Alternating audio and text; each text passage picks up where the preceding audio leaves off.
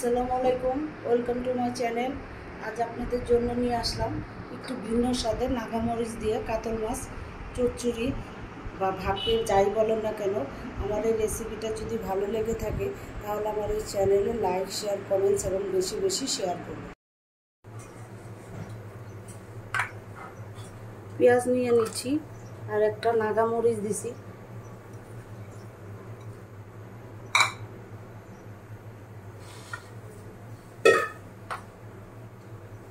লবণ।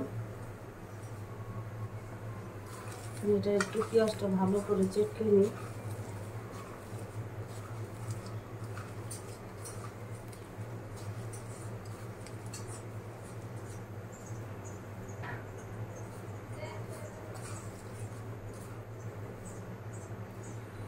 এখানে আমার 1 টেবিল চামচ আদা রসুন বাটা, ধনিয়া ফাঁকি, মরিচ ফাঁকি আর হলুদ ফাঁকি একটু পানি দিয়ে মিক্স করে রেখেছিলাম, পুরোটা দিয়ে দিলাম।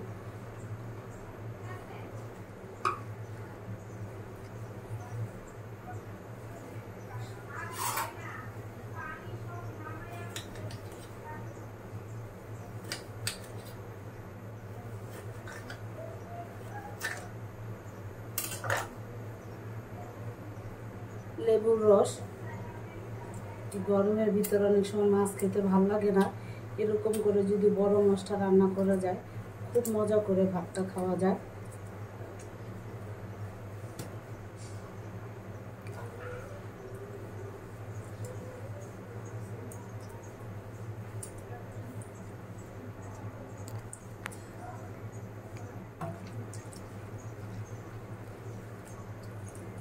দুইটা তেজপাতা। কাতল মাছ এরকম ছোট ছোট পিস করে আমি কেটে একটু লবণ দিয়ে মেখে রেখেছিলাম, এটা এখন দিয়ে দিচ্ছি। আপনারা এটা রুই মাছ দিয়েও করতে পারেন।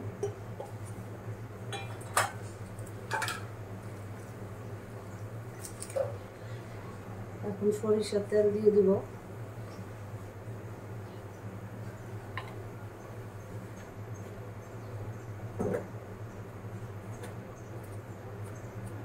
জিরা ফাঁকি, টালা জিরা ফাঁকি, ধনের পাতা,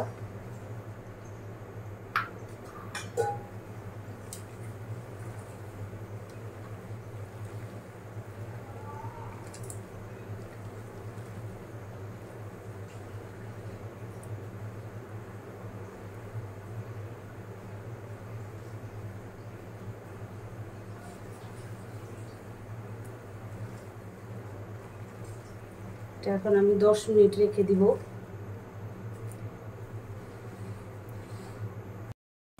10 মিনিট পরে চলে আসলাম।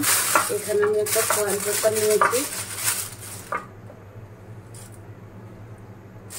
মাছটা দিয়ে দিব।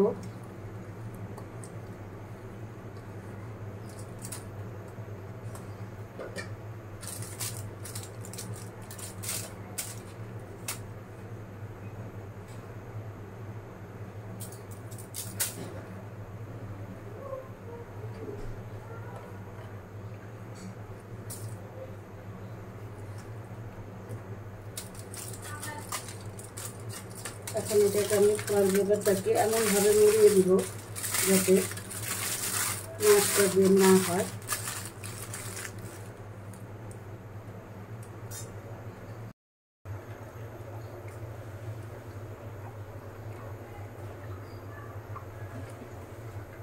এখন এটাকে ঢেকে দিব একটা ঢাকনা দিয়ে। মিডিয়াম আছে, medium to low to medium আছে আমি রান্না করব। আগে 10 মিনিট রান্না করব, তারপরে 10 মিনিট পরে আবার উল্টিয়ে দিব।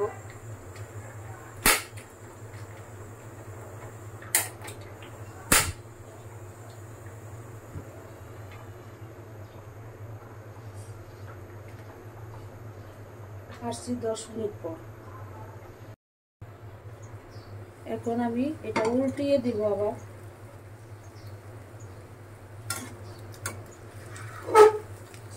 নিচ দিয়ে একটা চটা দিবেন এরকম কাঠের, আর উপর দিয়ে আমি একটা দিচ্ছি কাঠেরটা আমি উপর দিয়ে নিচ দিয়ে দিব। আর এই যে লোহারটা আমি এমনি দিয়ে উল্টিয়ে দিলাম।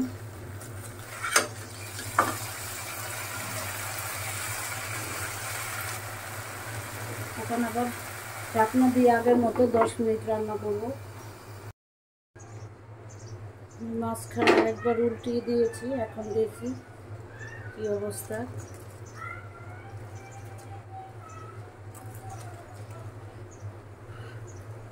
মাশাআল্লাহ সুন্দর একটা ঘ্রাণ চলে আসছে।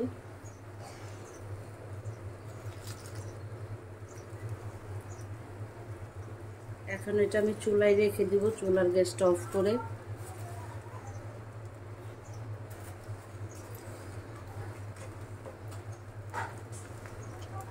চুলাটা অফ করে দিচ্ছি।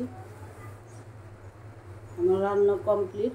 আপনারা সবাই ভালো থাকবেন, সুস্থ থাকবেন। আল্লাহ হাফেজ।